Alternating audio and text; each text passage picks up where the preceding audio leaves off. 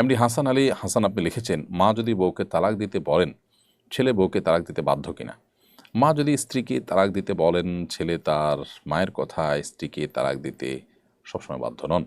বিশেষ করে মা যদি কোনো যুক্তিসঙ্গত কারণ ছাড়া ছেলের স্ত্রীকে তালাক দিতে বলেন, তাহলে ছেলে মায়ের সে নির্দেশ পালন করা তার জন্য জরুরি নয়।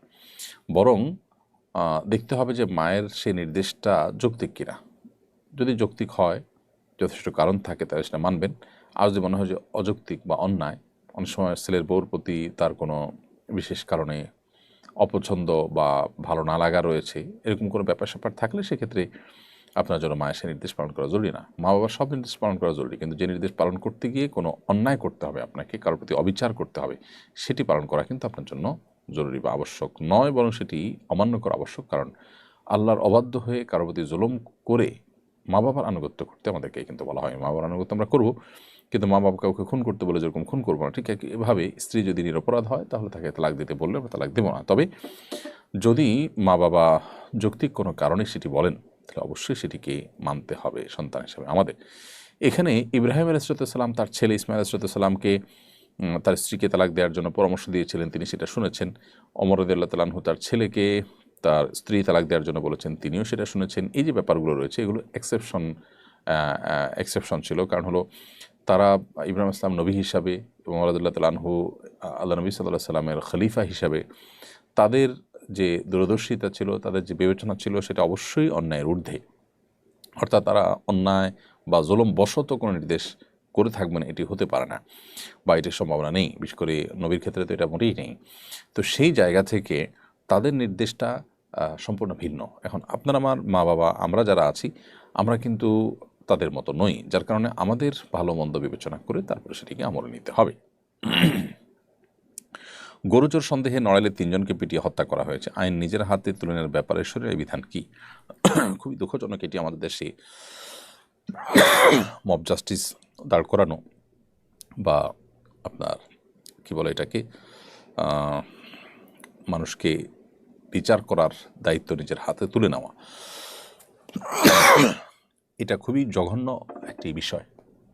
নবী করিম সাল্লাল্লাহু আলাইহি সাল্লামের জীবদ্দশায় দেখুন, 1450 বছর আগের পৃথিবীতেও সাহাবা ইকরাম যখন এরকম কোনো পরিস্থিতি হতো যে তাদের মনে হতো একজন মানুষ অপরাধী, তাকে শাস্তি দেওয়া দরকার, তার নবী সাল্লাল্লাহু আলাইহি সাল্লামকে জিজ্ঞাসা করতেন, কারণ তিনি বিচারকের ভূমিকায় ছিলেন।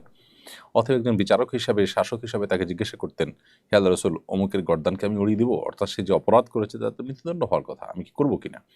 নবী সাল্লাল্লাহু আলাইহি সাল্লাম এই যে পারমিশন নিতেন এবং তার জন্য অপেক্ষা করতেন, এখান থেকে বোঝা গেল কাউকে অপরাধী মনে হলেই তাকে শাস্তির মুখোমুখি করে ফেলা বা বিচার নিজে নিজে করে ফেলা, এটার সুযোগ ইসলাম কিন্তু আমাদের জন্য রাখেনি।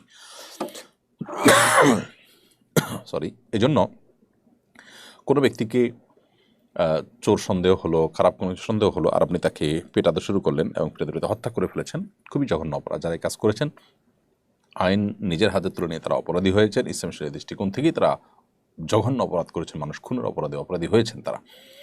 একজন মানুষ যদি অপরাধী হয়ও তাকে যথাযথ আইনের আওতায় আপনি আনবেন।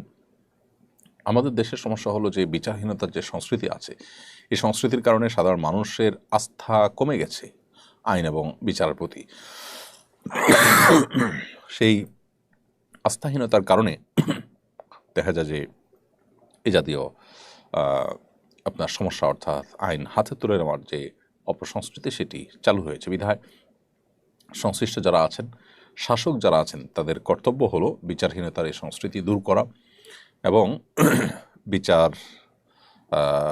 সুবিচার প্রতিষ্ঠা করা, ন্যায় বিচার প্রতিষ্ঠা করা, যাতে সাধারণ মানুষের আস্থা হয়। সাধারণ মানুষ যেন পুলিশের কাছে তুলে দিয়ে, থানায় তুলে দিয়ে মামলা করে তারা যেন সঠিক বিচার পান, সে আস্থা যদি হয়, তাহলে সেক্ষেত্রে মানুষ আসলে নিজের হাতে আইন তুলে নেওয়ার এই কাজটি করবে না।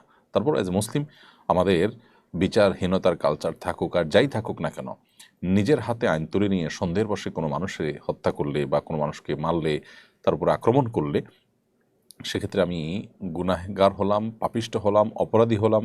আল্লাহ সুবহানাহু ওয়া তাআলা বলেছেন, ইয়া আইয়ুহাল্লাযীনা আমানু ইজতানিবু কাসীরাম মিনায-যন্ন ইন্না বা'দায-যন্নি ইসম।